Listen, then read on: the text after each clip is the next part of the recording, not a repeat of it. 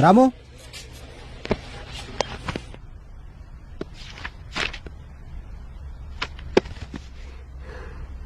నన్ను పెళ్లి చేసుకుంటావా? అంత ఆలోచించు.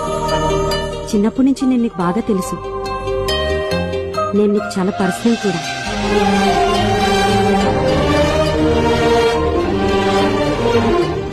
అవును, నీకు అమ్మాయిలంటే ఎందుకంత గౌరవం? ఆ గొప్పతనం మా నాన్నగారిది, ఆయన నేర్పింది. ఒక్క విషయం గుర్తుపెట్టుకో, సమాజం నీచంగా చూసే వ్యభిచారిని కూడా దేవుడు ఒక సాధారణ స్త్రీగానే పుట్టిస్తాడు.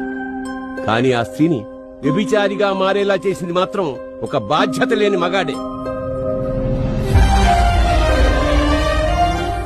చిన్నప్పటి నుంచి మనకి తల్లిని పూజించాలి, గౌరవించాలి అని చెప్తారు.